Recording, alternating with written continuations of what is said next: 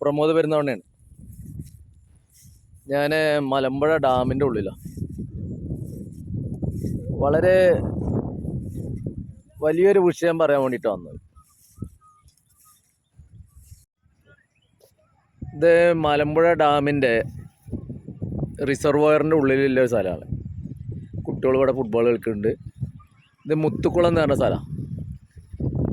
ഞാൻ പറഞ്ഞു വരുന്ന വലിയ വിഷയം എന്താ വെച്ചാൽ, ഇപ്പോൾ ഇതാ വൈദ്യുതി പവർ കട്ടാണ്. എന്തുകൊണ്ടാണ് ഈ പവർ കട്ട്? പവർ കട്ട് പറഞ്ഞാൽ ഈ മലമ്പുഴ ഡാമിൽ ഉദ്ഘാടനം ചെയ്തത് 1955. ഈ 55 ഉദ്ഘാടനം ചെയ്തിട്ട് ഇതിന്ന് മണ്ണ് വന്നിട്ട് നദികൾ അരുവികൾ ഒക്കെ അതങ്ങനെ കൂടിയതാണ്. പഴയ കാലത്തൊന്നും ഈ ഡാം തുറന്ന് എപ്പോഴെങ്കിലും ഓണക്കാലത്തൊക്കെ തുറക്കാന്നല്ലാതെ അല്ലാതെ തുറക്കാറില്ല. എന്താണെന്ന് വെച്ചാൽ വെള്ളം നിൽക്കാനില്ല സ്ഥലം ഇവിടെ. അതാണ് ഇവിടുത്തെ ഏറ്റവും വലിയ വിഷയം. ടൂറിസ്റ്റുകൾ ഇറങ്ങി കാണാൻ. കാരണം ഈ കാലത്തൊക്കെ ഇവിടെ വെള്ളം കയറിയിട്ട് വെള്ളം നിറയേണ്ട കാലഘട്ടം കഴിഞ്ഞു. പക്ഷേ വെള്ളമില്ല. നല്ല പ്രകൃതി രമണീയമായ ഒരു സ്ഥലമാണ്. പക്ഷേ പ്രകൃതി മാത്രം പോരാ. നമുക്കെന്ന് വെച്ചാൽ കറണ്ട് തന്നെ വേണം. ഇപ്പോൾ ലോകകപ്പ് നടക്കാം, കറണ്ട് ഉണ്ടോ? പിന്നെ പറയും ഇൻവെർട്ടർ വെച്ചൂടെ, എല്ലാവർക്കും ഇൻവെർട്ടർ വെക്കാൻ കഴിയുമോ? അതൊക്കെയാണ് ചോദ്യം. എല്ലാവർക്കും ഈ ലോകത്ത് ജനിച്ചു വീണ എല്ലാ ആളുകൾക്കും ജീവിക്കണം. ആ ജീവിക്കാനുള്ള സപ്പോർട്ട് ഗവൺമെൻറ് നൽകണം. അപ്പോൾ ഗവൺമെൻറ് എന്താ വേണ്ടത് വെച്ചാൽ ഇവിടുത്തെ മണ്ണ് എടുക്കണം. മണ്ണ് എടുത്താലെന്ന് വെച്ചാൽ ഇവിടെ എല്ലാ വീടുകളിൽ മണ്ണ് കിട്ടാനില്ല. മണ്ണ് കിട്ടണം വെച്ചാൽ ഒരു 2 യൂണിറ്റ് മണ്ണിന് 2500 രൂപ കൊടുക്കണം. സ്വർണത്തിനെക്കാട്ടിലും വിലയാണ്. അപ്പോൾ ഇവിടുന്ന് ഒരു മണ്ണ് എടുക്കുകയാണെന്ന് വെച്ചാൽ ഒരു ലോഡ് കയറ്റിപ്പോയാൽ 1000 രൂപ പഞ്ചായത്തിന് ഇ പാസ് മുഖേന നൽകുകയാണെങ്കിൽ 1000 രൂപയ്ക്ക് ഇവിടുന്ന് മണ്ണെടുക്കാം. അതുപോലെ മണലെടുത്തിട്ട് വിൽക്കാം. ഇതൊക്കെ മണലിവിടെ ആദ്യം കുറച്ച് എടുത്തിരുന്നു, പിന്നെ അത് നിർത്തിവെച്ചു. ഇപ്പം ഇതൊക്കെ എടുക്കണം. ഇതെടുത്തിട്ടില്ലെങ്കിൽ ഈ പ്രകൃതി വീണ്ടും നശിക്കുകയാണ്. കാരണം വെള്ളപ്പൊക്കം ഉണ്ടാവാനും ഇതൊക്കെ ദുരന്തം ഉണ്ടാവാനൊക്കെ തന്നെയാണ് കാരണം. കാരണം എന്ന് വെച്ചാൽ ഈ വെള്ളം പിന്നെ ആ പഴയ പ്രളയകാലത്തൊക്കെ 5 ദിവസം 6 ദിവസം കൊണ്ട് വെള്ളം വന്ന് നിറഞ്ഞ് ഡാം തുറന്നു വിടുമ്പോൾ ഡാമിൻ്റെ അപ്പുറത്തെ സൈഡ് പാലക്കാട് ടൗണിലൊക്കെ നിൽക്കുന്ന ആളുകൾക്ക് ഭയങ്കര ദുരിതമാണ്. അതില്ലാതെയാക്കണം എന്നുണ്ടെങ്കിൽ ഇവിടുന്ന് മണ്ണെടുത്ത് വെള്ളം സംഭരിക്കുക വേണം. അപ്പോൾ കുടിവെള്ളമായി ജലസേചനത്തിന് കേരളത്തിലെ ഏറ്റവും വലിയ ജലസേചന പദ്ധതിയാണ് മലമ്പുഴ.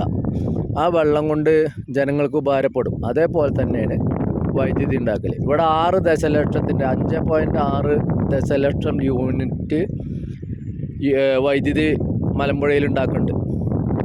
അത് ഉയർത്താൻ കഴിയും. അത് ഉയർത്താൻ കഴിയണമെന്നുണ്ടെങ്കിൽ വെള്ളം വേണം.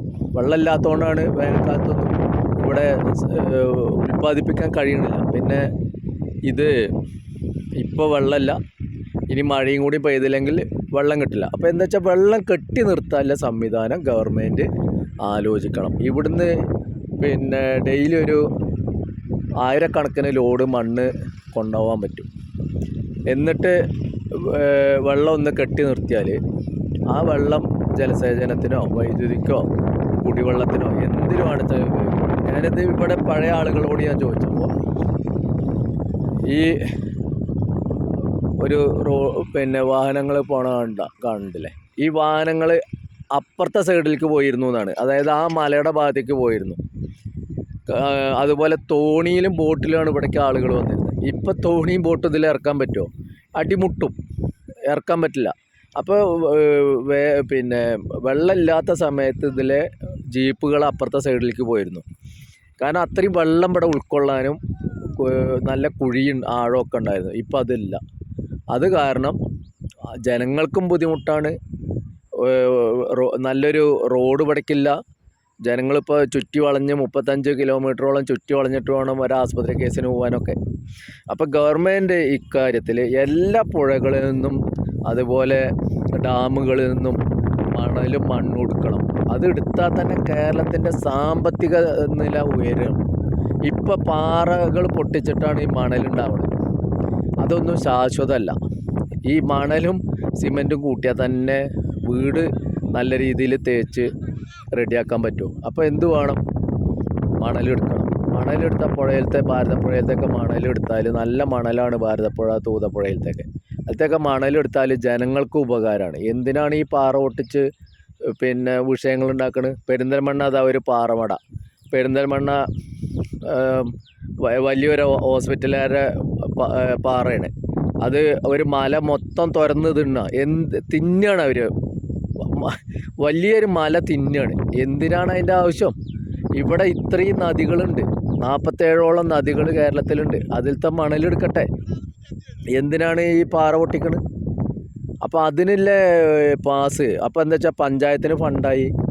ഇപ്പോൾ പഞ്ചായത്തിൻ്റെ ഫണ്ടില്ല. ജനങ്ങൾക്കാണെച്ചാൽ മറ്റേ മണലിൽ എംസാൻഡിനൊക്കെ വില കൂട്ടിയിട്ട് ജനങ്ങളും അതിൽ കഷ്ടപ്പെടാണ്.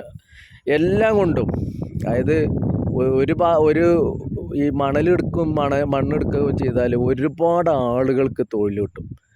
പിന്നെ ഗവൺമെൻറ്റിന് ഫണ്ട് കിട്ടും, പഞ്ചായത്തിന് ഫണ്ട് കിട്ടും, വൈദ്യുതി ഉണ്ടാക്കാം, വെള്ളം ഉണ്ടാക്കാം, അതേപോലെ കൃഷി ആവശ്യത്തിന് ഏത് കാലത്തും വെള്ളം കൊടുക്കണം. ഇതൊക്കെ ഇതിൻ്റെ ഗുണമാണ്. അപ്പോൾ ഗവൺമെൻറ് ഇക്കാര്യത്തിൽ ശ്രദ്ധിക്കണം. അല്ലാതെ ഈ മഴ പെയ്യട്ടെ എന്ന് പ്രാർത്ഥിക്കല്ല വേണ്ടത്. ഒരു ജനാധിപത്യ രാജ്യത്തിലെ ഒരു മന്ത്രി മഴ പെയ്യാൻ പ്രാർത്ഥിക്കല്ല വേണ്ടത്. അതിനുള്ള പിന്നെ ഞാൻ ഒരു കാര്യം ഓട്ടെ, ഇപ്പോൾ ദുബായിലോ അല്ലെങ്കിൽ UAE മഴ പെയ്യണുണ്ടോ? എന്നിട്ടാണോ അവിടെ കറണ്ട് ഉണ്ടാക്കണത്? അവിടെ എവിടെയെങ്കിലും പവർ കട്ടുണ്ടോ? അപ്പോൾ അത് ചിന്തിക്കാൻ ഒരു കോമൺ സെൻസ് ഇല്ല മന്ത്രിയാണ് അയാൾ. ഏതാ മന്ത്രി ആയിക്കോട്ടെ, ഏത് മന്ത്രി പറഞ്ഞാലും. ഇപ്പോൾ അയാൾ അഡ്വക്കേറ്റൊക്കെയാണ്. പക്ഷെ ഇതിൻ്റെ മുമ്പ് 4ാം ക്ലാസ്സിലെ പിന്നെ അല്ലെങ്കിൽ 8ാം ക്ലാസ്സിലെ പിന്നെ മണിയാശാൻ, അയാളെങ്ങനെ സമ്പൂർണ്ണ വൈദ്യുതീകരണം ഇവിടെ കൊണ്ടുവന്നു എന്നുള്ളത് പഠിക്കുക തന്നെ വേണം. അയാളൊക്കെ കണ്ട് പഠിക്കണം. അയാളൊക്കെ കാലൊഴുകിയ വെള്ളം ഇത് രാഷ്ട്രീയമല്ല കേട്ടോ. ഏത് രാഷ്ട്രീയക്കാരനായാലും ആരായാലും പ്രായോഗികമായിട്ട് തലയിൽ ആൾതാമസമുള്ള ആളാണ്. അങ്ങനത്തെ ആൾ വേണം വൈദ്യുതി വകുപ്പ് മന്ത്രിയാവാൻ. അല്ലാതെ വിദ്യാഭ്യാസം കൊണ്ടൊന്നും കാര്യമില്ല. അപ്പോൾ ഇതിന് വേണ്ട തീരുമാനം ഗവൺമെൻറ്റിൻ്റെ ഭാഗത്തു നിന്ന് ഉണ്ടാവണം എന്നുള്ള ഒരു അപേക്ഷയാണ്.